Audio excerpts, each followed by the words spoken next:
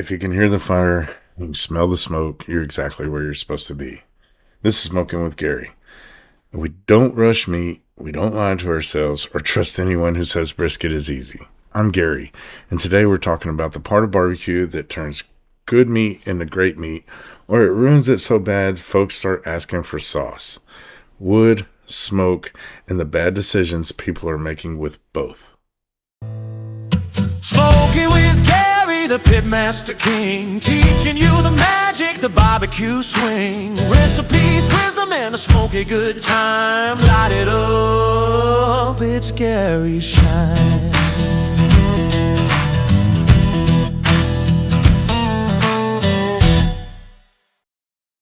Welcome back to Smokin with Gary.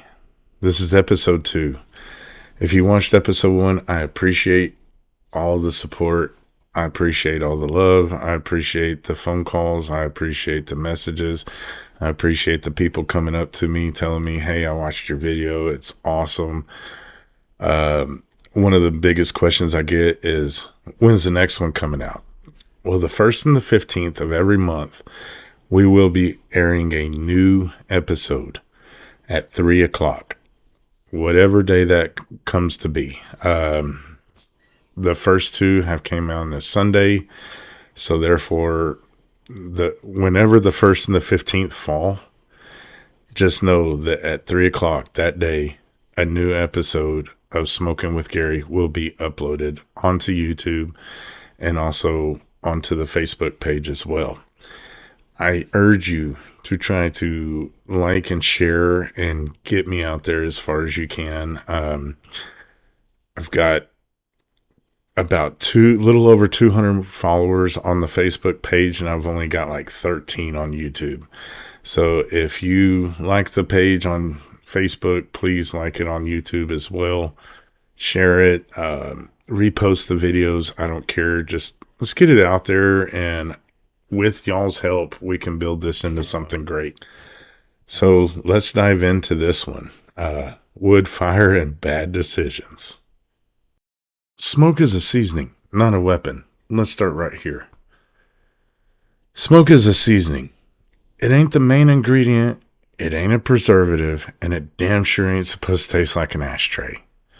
If your barbecue tastes like smoke first and meat second, you went too far. Good smoke should make people pause and say, man, what is that flavor? Bad smoke makes them reach for a drink and change the subject. We're getting into these series where we're going to be talking a lot about the smoke and the flavors that smoke brings. And as we get into this episode, we're going to dive into some of these things. So what good smoke looks like, you hear folks talk about the thin blue smoke. I brought it up in episode 1. This ain't poetry. It's an instruction. Good smoke is light, almost invisible, and it drifts instead of bellows. If your smoke looks like a cloud following your pit around the yard, that fire's mad, and a mad fire takes it out on the meat. Your nose knows first. Here's a rule that'll save you years of frustration. If you wouldn't stand in that smoke, don't feed it to your food. Good smoke smells clean, a little sweet, like wood, not chemicals. Bad smoke smells sharp, bitter, like something you would apologize for. Trust your nose, it's smarter than you think. Now let's talk wood types. Let's get real specific. Post oak is king. It burns steady, clean, forgiving.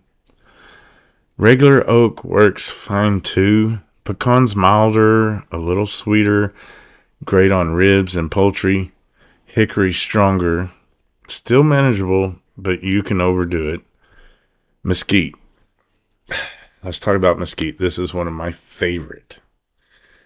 Mesquite is powerful. It doesn't ease into a room. It kicks the door open. Use it sparingly. Mix it with oak if you don't like the pungent taste of mesquite. Mesquite's like tequila. Fun in small amounts, a problem when you get confident. Dry wood only. Let me clear up a myth real quick. Soaking wood does not make better smoke. All it does is delay combustion and create steam. Steam ain't smoke. You want clean burning wood, not wet lumber complaining on the way to burning. If your wood sizzles before it burns, you've already messed up. Now, let me explain something to you. When I was a kid and my dad would be cooking on the pit, we'd cook, like I said in the last episode, we'd be cooking, people would be swimming, whatever.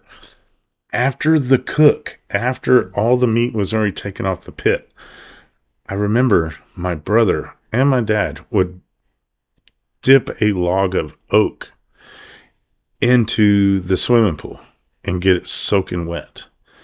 And they would shut all the lids and drop that piece of oak in the fire and let it smoke like crazy. The whole neighborhood would smoke like crazy. What this was doing was putting a protective film on the inside of his barbecue pit and helping season it. But we did not put that in the firebox until all cooking was done. The pit was getting cleaned up from the inside. Basically, what I'm trying to say is it just, anything that might have burned off, anything that might have exposure to any kind of like raw metal or rust or anything, all that was doing was put a coat over it. So that way, the next time that they cooked, the inside of the pit was still seasoned. My dad's pit, I ain't kidding you. Like when you open that thing, it is thick with just that old smoke just sitting in there and seasoning that pit. It is awesome. But he never cooked with the wet wood. It is only to coat the inside of that pit. Splits, chunks, and size matters. Wood size matters more than folks realize. Big splits burn longer but take longer to burn clean. Small splits catch faster and give you way more control. Chunks work fine in certain pits, but you can smother a fire if you pile them in wrong. The goal ain't more wood. The goal is a clean fire. Add wood before the fire needs it, not after it's dying and desperate. White smoke is a warning. If you see thick white smoke, don't ignore it. That's incomplete combustion. That's creosote waiting to happen. Creosote coats your meat, makes it bitter, and ruins the texture. Once it's there, you can't even sauce it away. Fix the fire first. The meat will forgive you if you catch it early. Now, one of the biggest things I see on these TikTok videos and everything else that you see on any kind of social media when they're showing you how to cook, let's just say a brisket. They will go in, they will show you how to trim it, they will show you how to season it. Then you see them putting it on the pit. Then they go build their fire, and then they automatically are up to the temp, 250, 225, whatever it is. That is not the way that works. Never put your meat on the pit before your fire is completely ready. I've seen these videos and I think, man, this stuff is way out of order. I usually, if I'm cooking brisket, I will try to have that thing trimmed and seasoned the day before I cook. And then I start my fire. And when my fire reaches the temp that I want, I see the smoke that I want, I see everything's lining up.